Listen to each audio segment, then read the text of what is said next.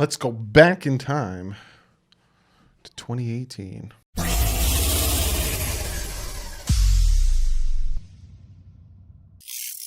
What is up, Fin fans? Yes, we're revisiting the 2018 NFL draft.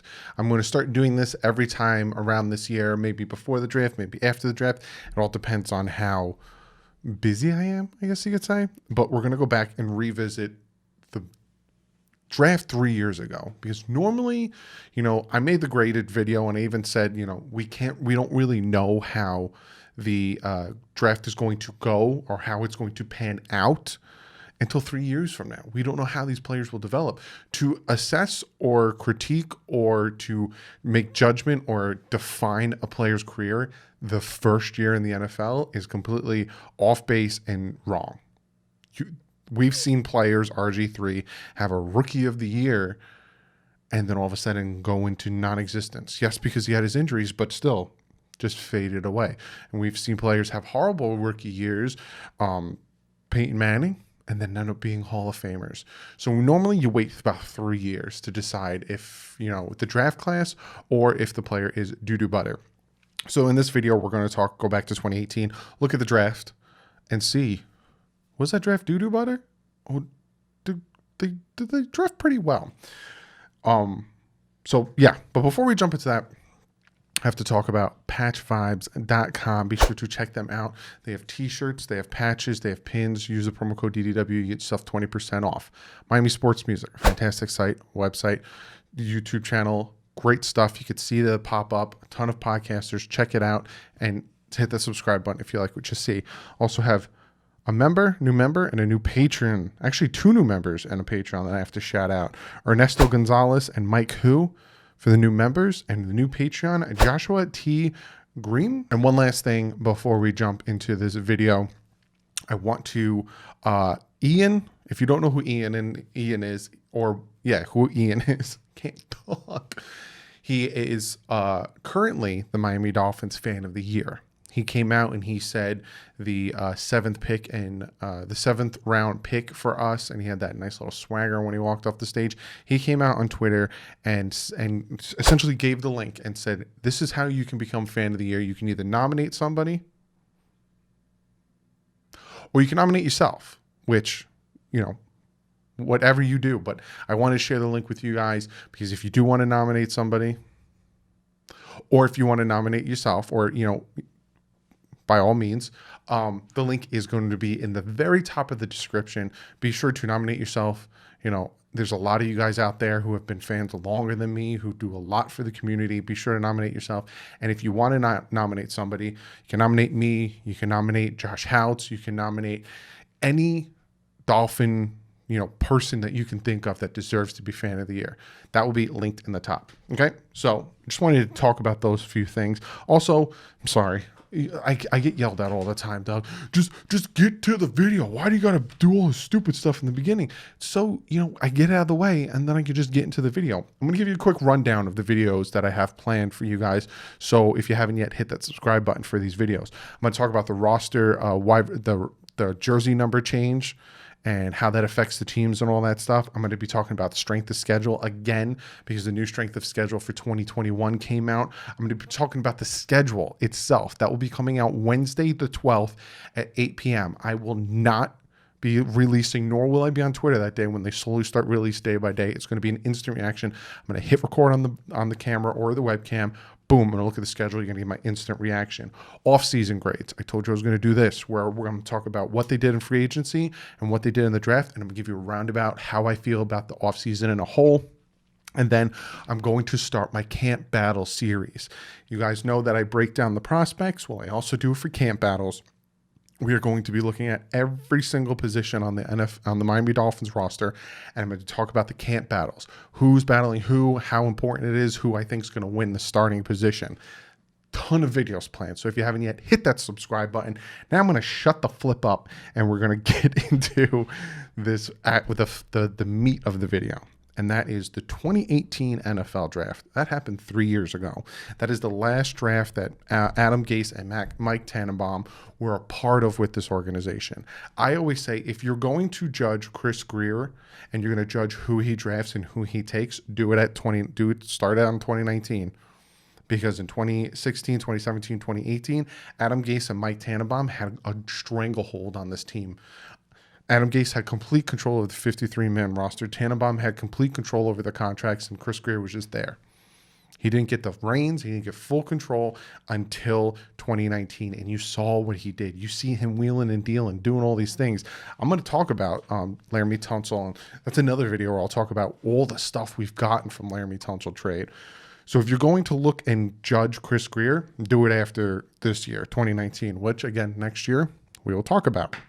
So looking at this draft, we're going to run down each position, and I'm going to talk about them. Overall, this grade back in 2018 got about a B, because the average, there was a lot of B pluses, B minuses, B pluses, got an average of a B.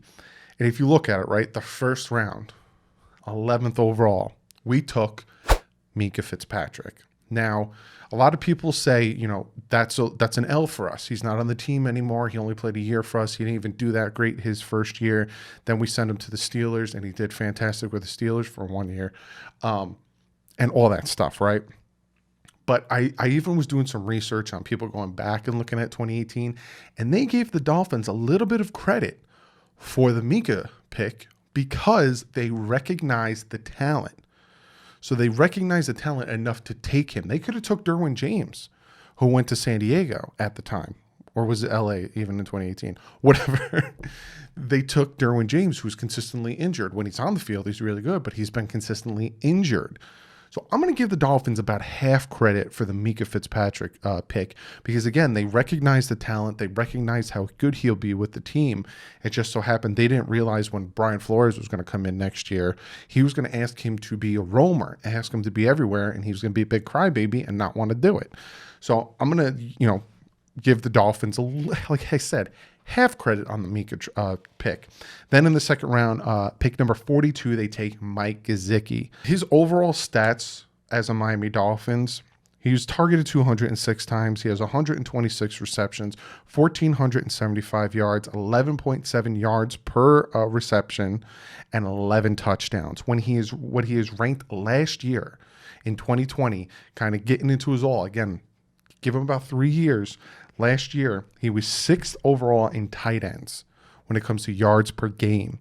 So he was ranked 6th out of all the tight ends in the NFL in yards per game, 4th in the NFL among tight ends in receiving yards, and 10th in the NFL among tight ends in touchdowns. So when it comes to his production and yardage, he is a top 5, top 6 tight end. When it comes to touchdowns, he's about top 10. So rough it off roundly. I don't even know what I'm saying right now. He's about a top 7 tight end in the NFL. So Mike Gesicki, that is a win. You have Jerome Baker, who came in. He had 200 plus tackles seasons, and he had 7 sacks last year. 37th ranked in defense and PFF among all linebackers in the NFL, and 24th ranked in pass rush among linebackers.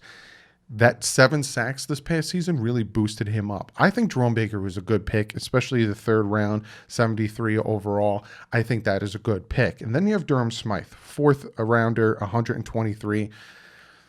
Durham Smythe is a solid tight end, but he's not one that is going to break the bank for you, right? He's not the bang the table, look at Durham Smythe, we need, this guy's fantastic, blah, blah, blah. They brought in Durham Smythe because Gesicki had a hard time run blocking, and Durham Smythe is really good tight end at blocking. So Durham Smythe, like I said, he's helped the team, but he's not like who the other 4th round pick is, 131, Kalen Ballage. Kalen Ballage had, that one good game against the Vikings where he busted off that big run and then disappeared. And then everyone thought, oh, he's gonna be the starter over Kenyon Drake. He's gonna be the starter over Kenyon Drake. Disappeared again and then got released. So that Ballage one, that's a bad pick. Then you have in the 6th round, 209th overall pick, Cornell Armstrong. Cornerback. He 1 year with the team, traded to Houston. He ain't doing much. And then in the 7th round, you have the 227th pick, Quinnen Pauling, linebacker. He's not in the league anymore. He played 1 year, and then he's not in the league anymore. And then in the last pick that the Miami Dolphins took, and this pick got a lot of flack. Some people, if you go back and look at the grades, some people didn't like this pick. With the 229th pick in the 2018 NFL Draft, the Miami Dolphins select Jason Sanders. That pick right there, home run. Absolute home run. He was the 2018 all-rookie team kicker. He was a 2020 this past year all-pro. In 2018, his field goal percentage was 90%. 2019, it dipped down to a 76.7%. And this past year, he was a 92.3% field goal. Jason Sanders killed it. So when you look at this draft, right? Mike Gesicki, good.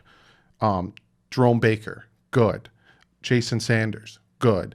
Mika Fitzpatrick, good. Again, you can say like, well, he's not on the team anymore, but he's good.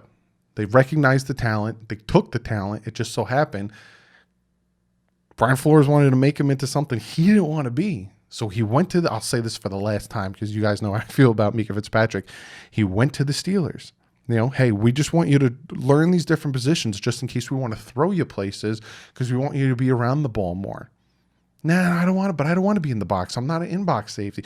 We understand that. We just want you to try it out, learn it, learn the scheme. No. And then he goes to the Steelers. He had, 5 interceptions? Then he disappeared for the last 5 games of the season. At the end of the season, he said, well, we're going to try me out in different positions to get me around the ball more. When he said that, I got so mad. But again, the Dolphins recognize the talent. So I'm going to give them Mika Gesicki, Jerome Baker, and Jason Sanders. That is 4 starters, 4 very good picks out of 1, 2, 3, 4, 5, 6, 7, 8. It's about 50%. Even Durham Smythe is a very good, solid pick. It's a solid pick. So I give him about 4.5. 2018 was actually a pretty good draft. And I even went out and I asked I went on Twitter and I was reading, what is a successful draft? And about 3 starters. To get 3 to 4 starters out of your draft is successful. And the Dolphins got about 4.5. So I think the 2018 draft is a successful draft looking back at it. I think with the pick of Mika, if he wasn't such a baby, he'd still be on the team. Gesicki, Jerome, Durham Smythe, and Jason Sanders. They missed on Balaj, Cornell Armstrong, and Quentin Pauling. But even Cornell Armstrong and Quentin Pauling were 6th and 7th rounders. The fact that they got Jason Sanders with the last pick, 229, that should just give them an extra point in itself. So I think the 2018 draft was a success. But what do you guys think? Do you think the 2018 draft was a success, or do you think the fact that the Dolphins traded Mika Fitzpatrick was a failure, even though Gesicki, Jerome Baker, and Jason Sanders are all really good players in the NFL? Be sure to comment below. What do you think? I'm very interested in your opinion. And we get to one of you guys, comments of the day. And this comment comes from Stickball Montana. And he says, I think the draft was great. And hashtag comment of the day. Will Gesicki or Ahmed lead us in the backfield this year? Very good question. Like I said, when I do the camp battles video, I will break down each position and who I think is going to do what. I don't think there's going to be one guy that's going to lead us. I think the Dolphins don't have the running back position as a top priority as myself and a lot of other people have it. I do think they might potentially add another running back. Speaking of that, they brought in Malik Hooker for, today me recording it, but you guys are watching it on a Wednesday, Tuesday. They brought in Malik Hooker, tried him out. So that's another safety. If they sign him, I'll make a video breaking that down, but you guys know how I feel about Malik Hooker. I wouldn't be surprised if they, Gurley's still out there, Le'Veon Bell's still out there. I wouldn't be surprised if they bring in one of these types of running backs. But you have Gaskins, you have Ahmed, you have, the guy we drafted in the 7th round. You have Patrick Laird, you have Malcolm Brown, and you have Jordan Scarlett. So we'll see how that all pans out. The camp is going to show who's going to be going where and all that stuff. But honestly, I don't think it's going to be one main guy is going to get the carry. One main guy is going to be the bell cow back. I think it's hot hand gets the ball. And you'll notice that that's how Brian Flores works. If you do really well in practice, you're going to start to get the ball more. they're going to start giving you the ball more. So I'll go more in depth with this when it comes to the camp battle videos, which are going to start really soon because training camp starts July like 20s. So I'm going to start breaking down the camp battles probably all of end of May, all of June. So you could check that out. But yeah, we'll see how that all pans out. I think it's going to be a running back by committee. But I hope you guys enjoyed this video. Like I said, I'm going to do this every year when the draft comes around. So next year, we're going to look at 2019. Chris Greer and Brian Flores' first draft together. Might not be as good as 2018 because that's the year they traded for Josh Rosen, who he was on the 49ers, but then they drafted Trey Lance. So all of a sudden, they don't feel good on Josh Rosen. So I feel bad for the kid. But yeah, we're going to have another video on Friday. I'm probably going to talk about the wide receiver, the jersey numbers and some other things, strength of schedule on Friday, because then Wednesday schedule comes out. So other than that, guys, I'll see you on Friday with the next video, unless news breaks, like if the Dolphins sign Malik Hooker, I will make a video on that. But like usual, stay classy. I fins up.